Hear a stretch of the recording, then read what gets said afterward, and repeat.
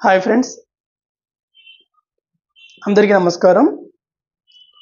ఈరోజు ఈ వీడియోలో నేలబుగ్గు పెట్రోలియం అని 8వ తరగతి పాఠంలోంచి పార్ట్ 2గా ఏ అంశాలు నేర్చుకుంటామంటే పెట్రోలియం, అలాగే సహజవాయువు గురించి పూర్తి సమాచారం, తర్వాత ఈ పాఠంలో ఉన్న క్వశ్చన్ అండ్ ఆన్సర్స్ బిట్స్కి సమాధానాలు, ఈ 3 విభాగాలు నేర్చుకుందాం.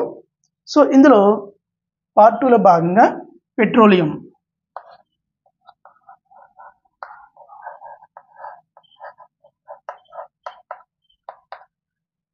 పెట్రోలియం అంటే ఏంటి? పెట్రోలియం అనేది మీకు తెలిసే ఉంటుంది. అయితే వాహనాలకు వాడే పెట్రోలు, ఈ పెట్రోలియం ఒకటి కాదు. వాహనాలకు వాడే పెట్రోలు, డీజిలు, కిరోసిన్ ఇవన్నీ కూడా ఈ పెట్రోలియం అనే ఈ సహజ వనరు నుంచి మనకి లభ్యమవుతాయి. ఈ పెట్రోలియం అనేది భూమిలోంచి వచ్చింది కాబట్టి ఇది కూడా మనకి శిలాజ ఇంధనం అంటారు. అంటే నేలబొగ్గు శిలాజ ఇంధనమే, పెట్రోలియం కూడా శిలాజ ఇంధనమే. ఈ పేరు ఎలా వచ్చిందంటే Petra plus oleum, Petra plus oleum ఈ రెండు కలిస్తే పెట్రోలియం. పెట్రా అంటే రాయి, అలాగే ఓలియం అంటే నూనె. ఈ రెండు కలిస్తే రాతి నూనె. ఈ కాన్సెప్ట్ మీద మనకి బిట్స్ వచ్చే అవకాశం ఉందన్నమాట. Petra plus oleum petroleum. Petra అంటే రాయి, ఓలియం అంటే నూనె, పెట్రోలియం అంటే రాతి నూనె. ఓకే, మరి ఈ పెట్రోలియం అనేది ఎలా ఏర్పడిందంటే నేలబొగ్గు ఏ విధంగా అయితే సహజంగా ఏర్పడిందో ఇది కూడా అంతే. కొన్ని మిలియన్ల సంవత్సరాల క్రితం సముద్రంలో జీవులు అంటే చేపలు చాలా, అంటే మా భూమి మీద ఉన్న మన జీవుల కన్నా సముద్రంలో ఉన్న చేపలు ఎక్కువగా ఉంటాయి. అవి చనిపోయిన తర్వాత వాటి మీద క్రమేణా ఇసుక అంతా కప్పడిపోయి అధిక ఉష్ణోగ్రత పీడనాల వద్ద అది క్రమక్రమంగా ఒక జిడ్డు అని నూనె కింద మారిందనమాట. అది మనకి పెట్రోలియం. ఈ పెట్రోలియం అనేది మనకి ఒక నేలబొగ్గు కానీ పెట్రోలియం కానీ రెండు కూడా ఒక అధిక ఉష్ణోగ్రత పీడనాల వద్ద జరుగుతూ ఉంటుంది. అయితే పెట్రోలియం బావులు అనేవి సహజంగా ఎక్కడ ఉంటాయంటే సముద్రంలో కానీ లేదా సముద్ర ఒడ్డును కానీ ఉంటాయి. అంతేగాని భూభాగం మధ్యలో ఉండవు. అంటే ఉదాహరణకి హైదరాబాద్లో ఉండదు, సముద్రం ఆనుకుని ఉన్న ప్రదేశాల్లో ఉంటాయి. అంటే అస్సాం, లేదంటే ఈస్ట్ గోదావరి, వెస్ట్ గోదావరి ఉన్న బీచ్ రోడ్స్, ఇలా అంటే సముద్రానికి దగ్గరగా ఉన్న ప్రదేశాల్లో మాత్రమే పెట్రోలియం అనేది మనకి లభిస్తుంది. ఎందుకంటే ఇది సముద్రంలో ఉన్న జీవుల వల్ల ఏర్పడింది కాబట్టి. దీనికి కారణం ప్లాంక్టన్ అనే మొక్క, ఆల్గే, ప్లాంక్టన్, ఆల్గే ఈ మొక్కలు వీటికి దోహదం చేస్తాయి అన్నమాట. అందులో అన్నమాట ఒక జీవులు వీటికి కూడా హెల్ప్ చేస్తాయి అన్నమాట, అందులో సముద్రం యొక్క జీవులు. రైట్, నెక్స్ట్ మరి ఈ పెట్రోలియం నుంచి వచ్చే ఉత్పన్నాలు ఎన్ని అంటే ఈ పెట్రోల్లో చాలా వేరే యొక్క ఉత్పత్తులు ఉంటాయి. దీని ద్వారా ఏంటవి? పెట్రోలు, డీజిలు, కిరోసిన్, ఇంకా పారాఫిన్ వ్యాక్స్ అంటే పారాఫిన్ మైనము, ఇవన్నీ కలిస్తేనే ఈ యొక్క పెట్రోలియం. అంటే ఇది ఎన్నో మిశ్రమాల యొక్క ఎన్నో అనుఘటకాల యొక్క సముదాయం. Okay, right. నెక్స్ట్ పెట్రోలియం శుద్ధి.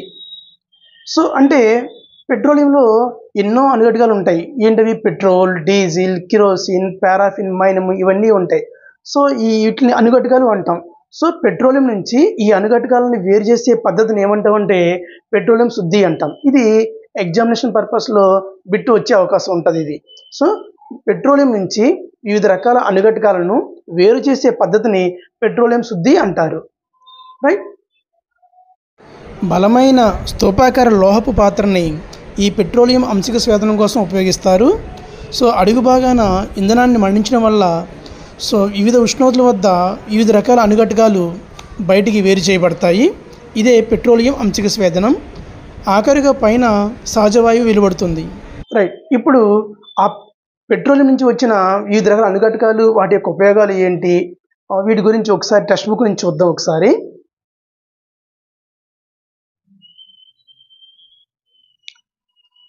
ఒక్కసారి ఇక్కడ ఈ పెట్రోలియం సహజవాయు నిక్షేపాలకు సంబంధించిన ఈ యొక్క డయాగ్రామ్ చూడండి ఒకసారి. కింద శిలల మధ్యలో అంటే అడుగున కింద నీరు ఉంది. ఆ నీరు పైన నూనె అంటే పెట్రోలియం, దానిపైన గ్యాస్ ఉంది. అంటే ఈ పైన గ్యాస్ ఎలా వస్తదంటే భూమి యొక్క కేంద్రంలో అంటే మధ్య భాగాన సూర్యునిలో ఎంత ఉష్ణోగ్రత ఉంటుందో భూమిలో కూడా అంతే ఉష్ణోగ్రత ఉంటుంది. సో దానివల్ల మనకి అన్నం వండినప్పుడు పైన ఏ విధంగా అయితే ఆవిరి వస్తుందో ఆ ఒక్క పెట్రోలియం అనేది ఆ వేడికి పైన ఆవిరి వచ్చి ఆ పైన నిల్వ చేయబడుతుందనమాట. సో అదే గ్యాస్ మనకి. సో ఈ విధంగా నూనె, గ్యాస్ 2 కూడా నీటికి తేలుతూ ఉంటది. ఎందుకంటే ఆ ఒక పెట్రోలియం, గ్యాస్ అనేవి నీటి కన్నా తేలికైనవి కాబట్టి. సో పైనుంచి తవ్వినప్పుడు బావి తవ్వినప్పుడు ముందుగా గ్యాస్ వస్తది. సో ఆ గ్యాస్ వచ్చిన తర్వాత ఇంకా అడుక్కంటూ తవ్వితే గనక నూనెలు వస్తాయన్నమాట. ఈ విధంగా సో బావుల నుంచి పెట్రోలియంని, సహజవాయువుని బయటికి తీస్తారు. సో మన ప్రపంచంలో మొట్టమొదటిసారి ఈ పెట్రోలియం నిక్షేపాలని తవ్విన ప్లేస్ అది ఒకసారి చూద్దాము. సో ఒకసారి ఇక్కడ చూడండి. ప్రపంచంలోనే మొట్టమొదటిసారి చమురు బావిని 1859వ సంవత్సరంలో అమెరికాలోని పెన్సిల్వేనియాలో తవ్వారంట. ఒకసారి ఒక ఫోటో కూడా చూడండి. అలాగే దాని తర్వాత మళ్ళీ 8 ఏళ్లకు 1867లో మన భారతదేశంలో అస్సాంలో అది మకుమ్ అనే ఒక ఊరిలో చమురు నిక్షేపాలు తవ్వారు. అంటే చమురు బావిని తవ్వారు అన్నమాట. చూడండి, ఈ ఫోటో కూడా చూడండి మీరు. సో అలాగే భారతదేశంలో అస్సాం, గుజరాత్, ముంబై హై, గోదావరి, కృష్ణా నదీ పరివాహక ప్రాంతాలు అనగా మన ఆంధ్రప్రదేశ్లో అక్కడ కృష్ణా నది నుంచి ఇటు గోదావరి నది మధ్యలో ఉన్న భూభాగము, సముద్రం దగ్గరలో ఉన్న భూభాగంలో మనకి ఈ యొక్క పెట్రోలియం బావులు ఉన్నాయి. రైట్. నెక్స్ట్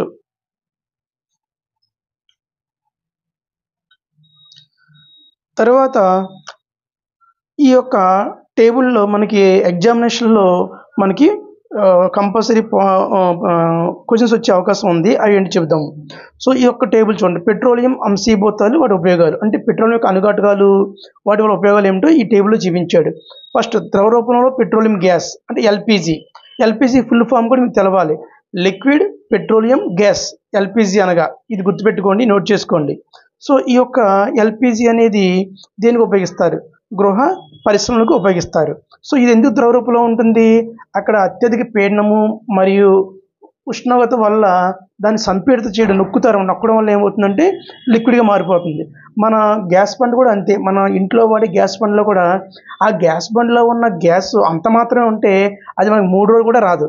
కానీ చాలా ఎక్కువ గ్యాస్ని ఎక్కువ ప్రెషర్ ద్వారా అంటే సంపీడిత వల్ల నొక్కడం వల్ల ఏమవుతుందంటే ఎక్కువ గ్యాస్ నింపుతారన్నమాట.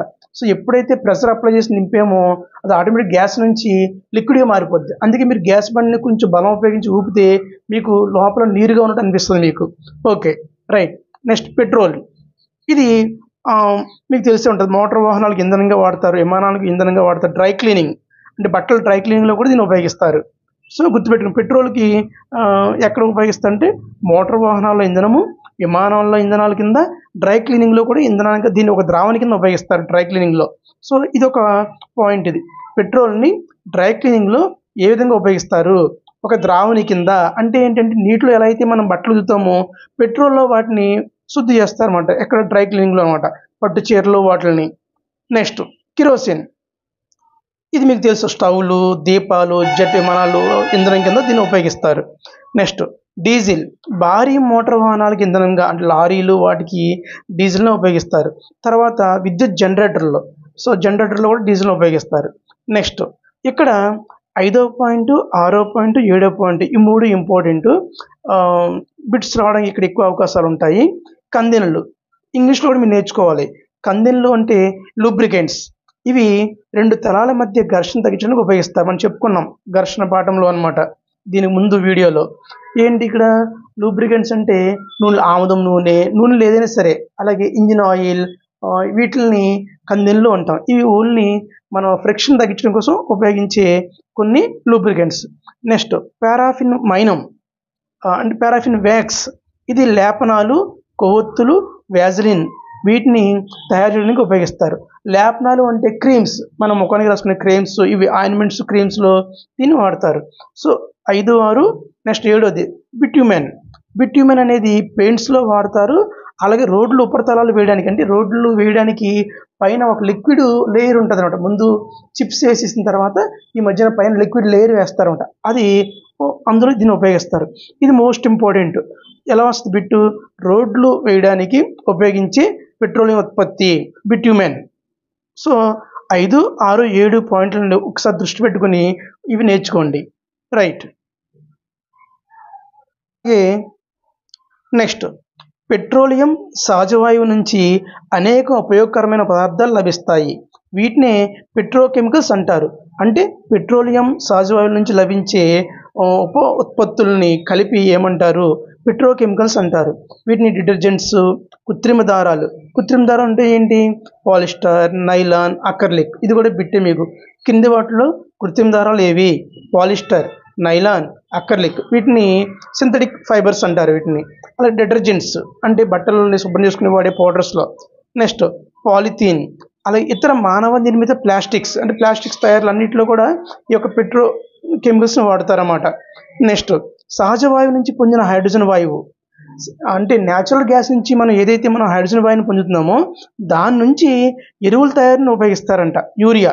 ఇది గుర్తుపెట్టుకోండి. సహజ వాయువు నుంచి లభించే హైడ్రోజన్ మాత్రమే, ల్యాబొరేటరీలో లభించే హైడ్రోజన్ కాదు. సహజ వాయువు నుంచి పొందిన హైడ్రోజన్ని ఎరువుల తయారీలో ఉపయోగిస్తారు, యూరియా తయారీలో ఉపయోగిస్తారు. ఇది ఒక బిట్టు. నెక్స్ట్ పెట్రోలియం గొప్ప వాణిజ్య ప్రాముఖ్యత కారణంగా దీన్ని నల్ల బంగారం అని పిలుస్తారు. సో పెట్రోలియం యొక్క మరొక పేరు ఏంటి? నల్ల బంగారం. పెట్రోలియానికి మరొక పేరు నల్ల బంగారం. So black gold. So what is the another name of the petroleum? Black gold. Next రెండో అంశం సహజ వాయువు. ఈ సహజ వాయువు అనేది చాలా ముఖ్యమైన శిలాజ ఇంధనం. చూడండి, ఇది కూడా సహజ వాయువు కూడా శిలాజ ఇంధనాలే. సో క్రింది వాటిలో శిలాజ ఇంధనాలు ఏవి అంటే మనకు 3 శిలాజ ఇంధనాలు ఈ పాఠంలో ఏంటవి? నేలబొగ్గు, పెట్రోలియం, సహజ వాయువు. ఈ మూడింటిని కూడా శిలాజ ఇంధనాలు అంటారు, గుర్తుపెట్టుకోండి. అయితే ఇది సహజ వాయువు అనేది ఒక చోట నుంచి ఇంకో చోటకి పైపుల ద్వారా రవాణా చేయడం చాలా ఈజీ అనమాట. సో కాబట్టి దీన్ని ఎక్కువగా ఉపయోగిస్తూ ఉంటారు. అలాగే ఈ సహజ వాయువుని అధిక పీడనం, సంపీడిత సహజ వాయువుగా నిల్వ చేస్తారు. అధిక పీడనం, సంపీడిత సహజ వాయువుగా నిల్వ చేస్తారు. దీన్ని సిఎన్జి అంటారు. సిఎన్జి ఫుల్ ఫామ్ ఏంటి అంటే సిఎన్జిని విస్తరించండి. సిఎన్జి అంటే అర్థం ఏంటి? కంప్రెస్డ్ న్యాచురల్ గ్యాస్ అంటే సంపీడిత గావించబడిన సహజ వాయువు. సంపీడిత అంటే దగ్గరికి నొక్కడం. సంపీడిత అంటే అర్థం ఏంటి? దగ్గరికి నొక్కడం అనమాట. దగ్గర నొక్కడం వల్లే ఎక్కువ మొత్తంలో ఉన్న గ్యాస్ని మనం గ్యాస్ బండ్లో నిల్వ చేస్తాం. సో తెలుగులో అయితే సంపీడిత సహజ వాయువు, ఇంగ్లీష్లో కంప్రెస్డ్ న్యాచురల్ గ్యాస్. చాలా సింపుల్. సో ఈ యొక్క సిఎన్జిని ఎక్కడ ఉపయోగిస్తాం? విద్యుత్ ఉత్పత్తికి. సో కరెంటు తయారు చేయడానికి అక్కడ దీన్ని ఇంధనంగా ఉపయోగిస్తారు. అలాగే చాలా తక్కువ కాలుష్యం కలిగిస్తుందంట, అందువల్ల దీన్ని ఎక్కువ వాడతారు. అలాగే రవాణా వాహనాలకు ఇంధనంగా ఉపయోగిస్తున్నారు. మీరు చూసే ఉంటారు ఇప్పుడు కార్లు, చాలా కార్లు సిఎన్జి వచ్చినాయి. అఫ్కోర్స్ ఇప్పుడు సిఎన్జి తర్వాత ఇంకా ఎలక్ట్రిక్ కూడా వచ్చాయి అనుకోండి.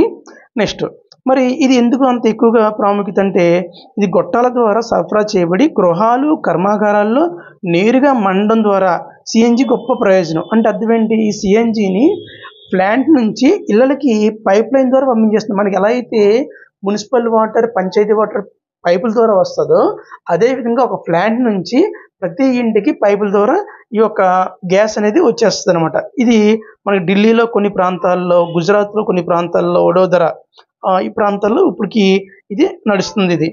నెక్స్ట్ ఈ సహజ వాయువుని అనేక రసాయనాలు, ఎరువుల తయారీకి ముడి పదార్థంగా ఉపయోగిస్తారు. అలాగే భారతదేశంలో అపారమైన సహజ వాయు నిల్వలు ఉన్నాయంట. అది ఎక్కడెక్కడంట?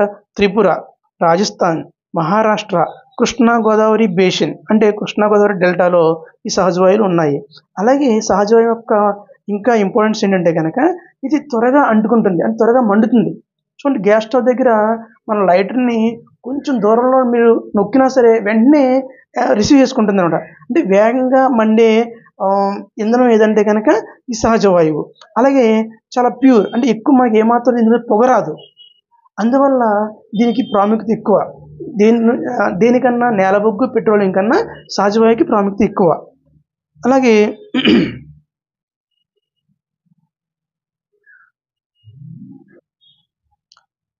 సో అలాగే ఈ యొక్క సహజ వనరులు అనేవి లిమిటెడ్ అండ్ పరిమితం. ఇంతకుముందు చెప్పుకున్నాం. శిలాజ ఇంధనాలు ఏంటి? శిలాజ ఇంధనాలు నేలబొగ్గు, పెట్రోలియం, సహజ వాయువు. అలాగే అడవులు, ఖనిజాలు ఇవన్నీ తరిగిపోయే సహజ వనరులు. సో అయితే ఈ బొగ్గు, పెట్రోలియం అనే శిలాజ ఇంధనాలు ఎక్కువ ఎంత వాడితే అంత కాలుష్యం మనకి బయటకు ఉత్పత్తి అవుతుంది. దీనివల్ల గ్లోబల్ వార్మింగ్ ప్రమాదం ఏర్పడుతుంది. అందువల్ల ఏమిటంటే దీన్ని మనం ఎంత తక్కువ ఉపయోగిస్తే మనం అంత గ్లోబల్ వార్మింగ్ని తగ్గించిన వాళ్ళం అవుతాం. సో అందువల్ల ఈ యొక్క శిలాజ ఇంధనాలు ఏవి పెట్రోల్, డీజిల్ వీటిని ఎంత తక్కువ తగ్గించాలి, ఎంత బాగా తగ్గించుకోవాలి, వాటికి కొన్ని ప్రికాషన్స్ ఎలా మనం చేయాలి, దానికోసం ఒక ఆర్గనైజేషన్ ఉంది. అది ఏంటంటే ఇక్కడ చూడండి ఒకసారి. ఎలా భారతదేశంలో వాహనాలు నడిపేటప్పుడు పెట్రోల్ లేదా డీజిల్ని ఎలా ఆదా చేసుకోవాలో petroleum conservation research association PCRA వాళ్ళు ప్రజలకు సలహాలు ఇస్తారు. సో PCRA అంటే ఫుల్ ఫామ్ మీకు వచ్చి ఉండాలన్నమాట. PCRA అనగా petroleum conservation research association. Okay, so ఏంటి ఆ చిట్కాలు? వీలైనంత వరకు ఒక స్థిరమైన మితమైన వేగంతో ప్రయాణించాలి. అంటే ఏంటి? కాన్స్టెంట్ వేగం ఒక వెళ్తే 40లో లేదా 50లో, అంతేగాని మనకు అవసరం లేకపోయినా 70లో లేదా 20లో అలా వెళ్తే కనుక ఎక్కువ ఇంధనం కన్జ్యూమ్ అయిపోతుంది.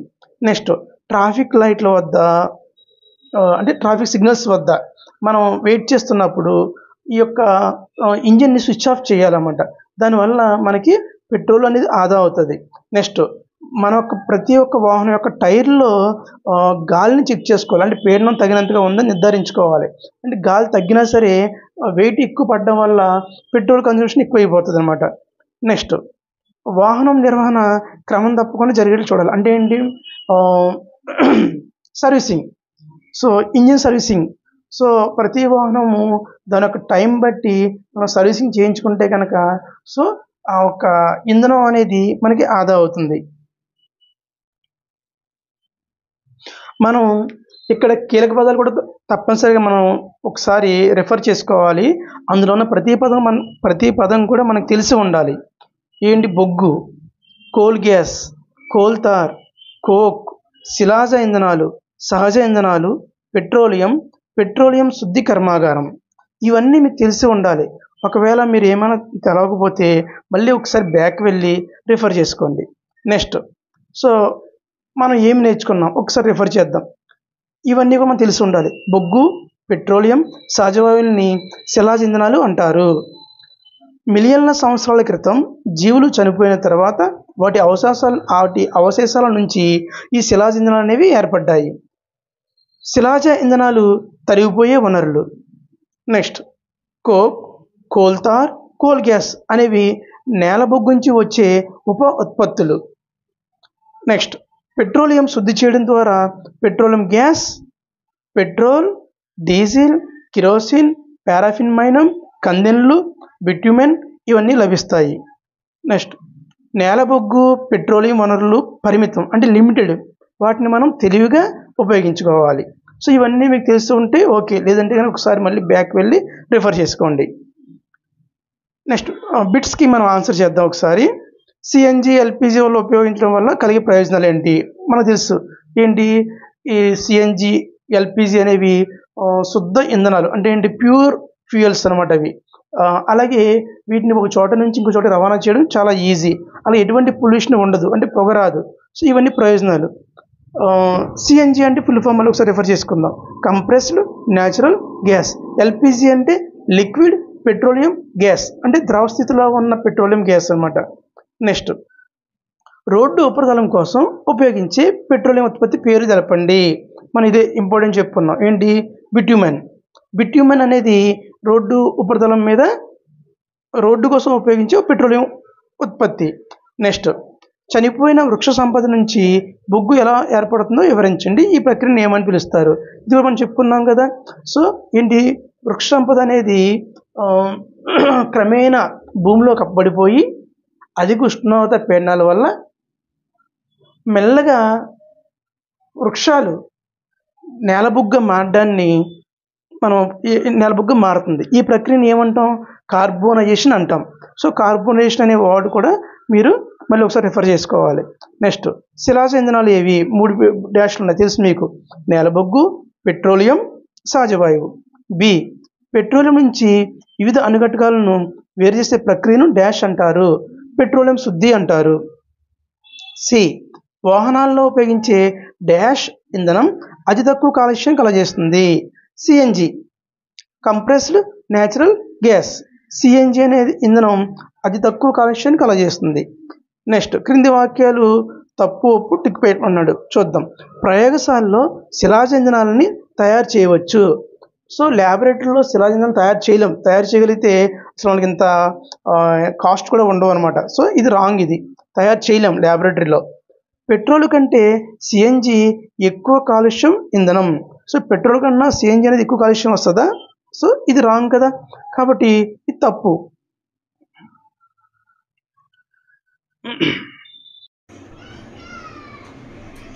సో కిరోసిన్ శిలాజ ఇంధనం కాదు. సో ఈ వాక్యం తప్పు, ఎందుకంటే కిరోసిన్ కూడా శిలాజ ఇంధనమే. Right, thank you.